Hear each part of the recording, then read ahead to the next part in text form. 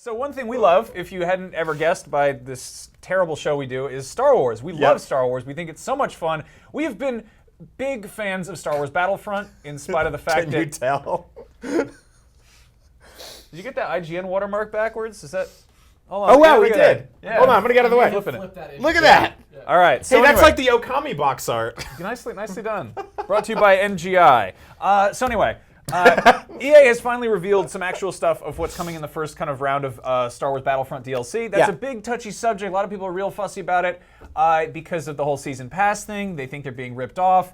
There's something they should be much more upset about, and that's the fact that EA just straight up trolling people. That's right. With this announcement. Let's take a look at this. Here's the page they put up. It's beautiful. There's some cool stuff. You get to go to Sullust. You get to this big magma pile. You got some Greedo. You got some Yen Yum. There's a Jabba's palace that looks good. Now here's the thing that's just, they're doing this to piss people off. Yeah. New playable hero characters will have you shooting first with Greedo. Oh, hell no! EA, go to hell. Are you kidding me? You are me? the worst company in America, trolling us. And not because of your DLC or season pass, but that's nonsense, and you know it. Greedo didn't shoot first. He didn't shoot first. No, Han Solo shot him in the stomach because he was being a jerk. He never shot first. Yeah. Han shot him in the face. Side note, did you ever see that? Somebody made a gif of Alderaan shooting first.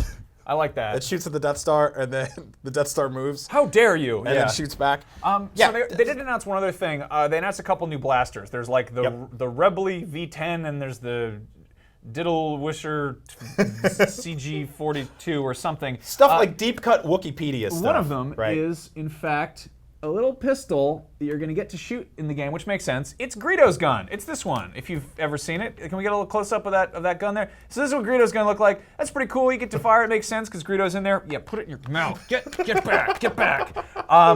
Another gun they have in there that I'm really excited about, there's no news about the possibility of old Mr. Bosk showing up, but this is the Rebel V10, which is a micro grenade launcher, which is now a playable weapon in Battlefront. That's awesome. Leads me to believe that maybe we're going to get Bosk as a hero or villain in that game at some point, which would make me so happy because Bosk is a lizard in his spacesuit. We're going to get back to that real soon. Yeah. So what do you think about this? Because to me, it almost feels like EA can do no right. I mean, they launched this game. It's gorgeous. It sounds better than any Star Wars game. It looks better than any Star Wars game. It's a ton of fun to play. It's just kind of light on modes for a lot of people. You and I ended up playing it for dozens of hours either way. Then there's the whole season pass thing. I think most people really wanted like Yoda, Chewbacca, Obi-Wan Kenobi right off the bat.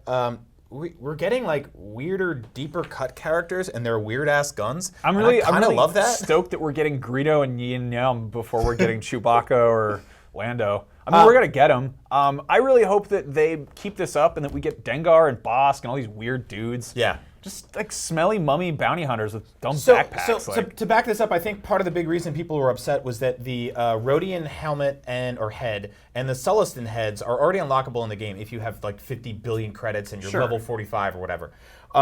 So it's kind of lazy on their part that they just kind of took these heads that they made already. And I'm not wild about that. But that being said, they had to make all these new costumes. They had to do animations for them. They had to give them like heroes and villains are fundamentally different than regular playable characters in those games. It's sort of like a little lazy on their part. Yeah. But I also hate saying that word to describe things I completely don't understand exactly. at all. I mean, I wish that with the season pass thing, and this really applies to all season passes, if they just outlined what that entails at the top, nobody would have a problem. If you were like, hey, for $150 instead of $60, you get every 3 months following the 6 months after launch or whatever, you get a drop that includes 2 guns, 2 heroes, 2 maps, and then 5 cards or whatever the hell it is. It doesn't matter, but just say it up front.